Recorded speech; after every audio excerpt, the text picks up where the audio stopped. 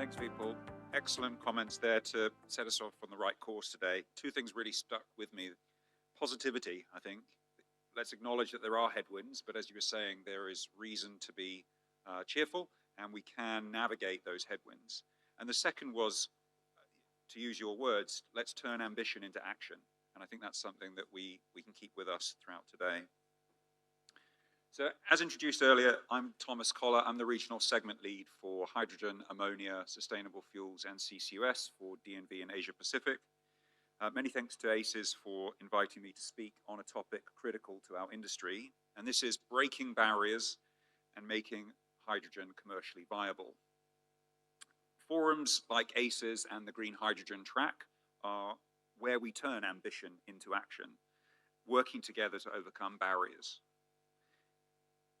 With this view or this goal in mind, I'm delighted to be able to launch DNV's new white paper on the role of new energy commodities in decarbonizing Asia Pacific. This is a report that we've released today to be timed with ACES and CU, reinforcing the importance of collaboration around the region. Our white paper focuses on what we term new energy commodities. This is a term we use to group hydrogen, ammonia, sustainable fuels, including biofuels and e-fuels, and also the sequestration of carbon dioxide. Our research shows that new energy commodities are essential to Asia Pacific's net zero goals. They will complement renewables and electrification as key pillars of the energy transition. During my presentation, I will introduce our white paper, the model we made, our results, and speak about the implications of this work on the wider sector. I'll conclude by letting you know where you can get a copy of the report and how you can follow up with us to explore what this topic means for your business. So why have we conducted this research? Well, these new energy commodities will have profound implications for the region. This demands attention. New energy commodities will enhance sustainability as they come to replace fossil fuels throughout the energy system. They will accelerate the development of countries around the region, supporting growing populations. And their emergence could also enhance energy security. Now, new energy commodities do have their own challenges. High costs, safety challenges, regulatory risks. And this is where DNV is working to enable meaningful change in these areas. For the purposes of our study, the APAC region consists of the 10 ASEAN member states, as it was until a few days ago, South Korea, Japan, New Zealand, and Australia. China and India are, of course, very active in the new energy commodity space, and they, along with countries further afield, will be involved in the regional trade of commodities. But the long-distance transportation costs and the greater emphasis on sustainability make it important that we have this more narrower regional focus in our work. For APAC to achieve a net zero energy system, we forecast that the new energy commodities will need to contribute 13.3 exajoules per year. This constitutes 23.5% of total energy use, or 28.1% of current greenhouse gas emissions. So this is a vast contribution to net zero and illustrates the importance of this set of commodities. Delivering this will require an unprecedented change to the energy system, both nationally at the countries we've looked at and regionally, with extensive trade being required between countries. To arrive at these figures, our model disaggregates the demand for new energy commodities across key sectors in the different countries we've looked at. And you can see this broken down on the chart here. Our analysis finds that aviation will have the largest demand for new energy commodities. Sustainable aviation fuel helping to support emissions reduction in that sector whilst it also grows. Steel also shows high potential demand, principally for hydrogen in new steel plants and with CCS to decarbonize traditional steel production. Demand in the power and maritime sectors will also be considerable. Our white paper goes into detail in each of these sectors. How their demand will change over time is looked at. Our new energy commodity white paper also looks at demand by country. All countries will require some level of new energy commodities for the energy transition, but the bulk of demand comes from 4 countries: Japan, South Korea, Singapore, and Indonesia. We also look at the individual types of new energy commodities each country will demand as they decarbonize. Japan and Korea require hydrogen for power, sustainable aviation fuel for the aviation sector, and they'll also sequester carbon dioxide. Indonesia we see as having a similar demand profile, albeit smaller.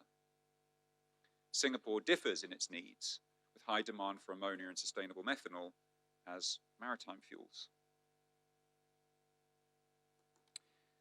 As well as demand, our trade flow model also considers which countries will produce new energy commodities.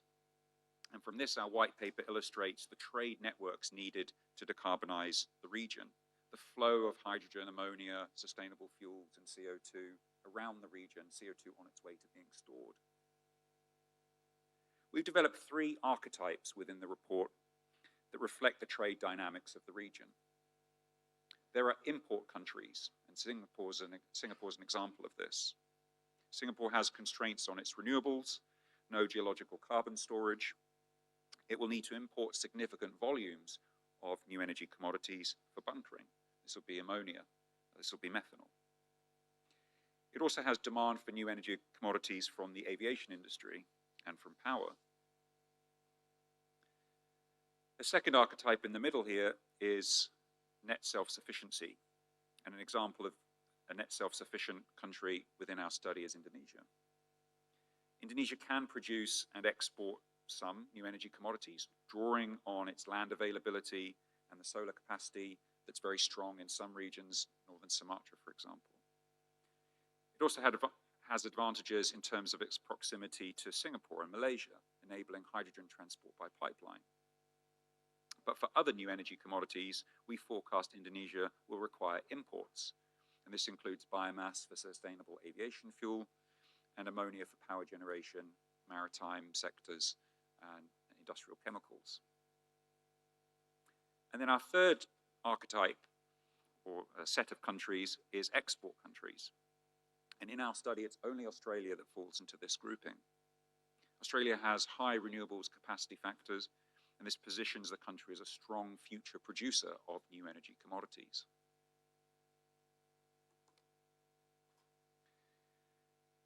As you can see from the map, exports from Australia dominate our forecast for new energy commodity trade, though there are smaller volumes of trade taking place between countries that aren't shown on this map here.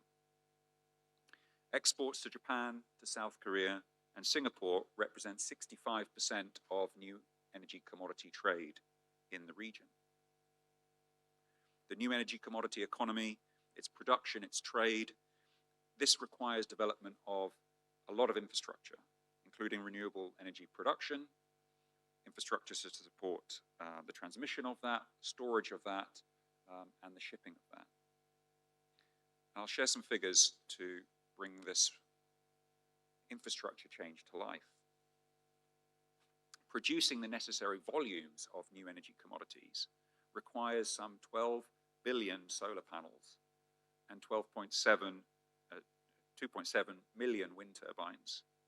This is equivalent to nearly 240 times the current solar and wind capacity of Australia, and will need 189 ports and 1,221 carriers worth of capacity to facilitate the trade of that. The 1.5% figure, to put that into perspective on the amount of land we'll require, that's an area just larger than Cambodia. If those numbers sound huge and daunting, they should. This is the scale of change we need to decarbonize the difficult to decarbonize.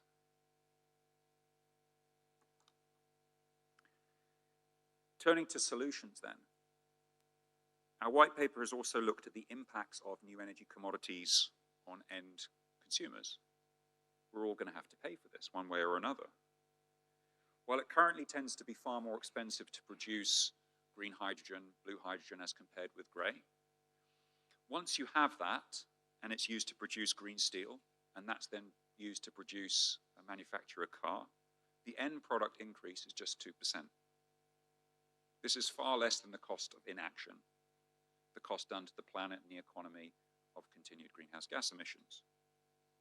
The green premium is higher when fuel constitutes a larger part of the product, such with a flight ticket. And this is where policy needs to come in harder and faster. There are currently barriers to the widespread adoption of new energy commodities. Without breaking these barriers, there is no new energy commodity economy, and there is no net zero in APAC. The cost differential affects all parts of the energy transition, but it's particularly pronounced when it comes to new energy commodities. We know what it will take to address this, though. We know we need a combination of carbon taxation, carbon pricing one way or another, subsidies and mandates. And each of these have relative merits depending on the sector that we're targeting, the countries that we are operating in. Infrastructure planning is another key area for policy. Decision-making and investment is to be based on projected long-term supply and demand forecasts, and this is another reason why we conducted our research and are contributing that to give that sight as to how the market is expected to grow in the coming years. Access to finance is clearly important. It must be sufficient and adequate. And in the report, we discuss sustainability-linked loans, green finance bonds, and blended finance, among other options that can come in this area.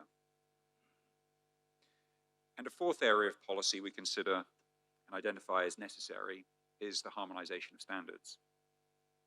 This has got to cover safety, it's got to cover technical and performance requirements, quality, and address the environment as well. Now, from undertaking this research, DNV has identified several pragmatic pathways to new energy commodity opportunities. First is strategic coordination between APAC countries. New energy commodities present significant opportunities for the region, but we must work together regionally to overcome the obstacles currently faced. Bioenergy resources is a second pragmatic pathway. I've mentioned the demand for bioenergy from certain sectors, particularly aviation and maritime. Yet waste biomass feedstocks only support 26% of the total sustainable fuel required for 2050. Now, the maritime sector does have an alternative in the form of ammonia, but for the aviation sector, other options are severely limited. So prioritization is required here. A third pragmatic pathway we identify is CCS. This is the leading decarbonization pathway for cement and steel sectors, and it's by far the most cost-effective new energy commodity overall. Further initiatives to drive this forward are necessary. These are three themes that will come up throughout the rest of this afternoon and throughout the week. I encourage deep thinking and collaboration on these topics. We urgently need to turn ambition into action. To summarize and bring my presentation to a close, in our new energy commodity white paper, DNV positions new energy commodities as crucial for decarbonizing hard to electrify sectors. They will contribute to 28% of the emissions reduction for the region. Trade is vital to develop this new economy, as 81% of supply will be derived from international trade. Producing the necessary level of new energy commodities is a huge and daunting task. We need 10 terawatts of renewable capacity. and we'll need 189 new ports and 1,221 carriers worth of capacity to facilitate this trade. The scale of the change required is vast. It will have implications for your business, and it should also ring out to us all as a call to action. I've enjoyed sharing findings from our paper today.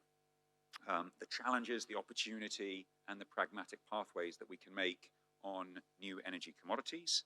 On the screen here, you can find a QR code to download your own copy of the report. Please do engage us on this. I look forward to receiving your comments over the coming weeks and months. Thank you very much.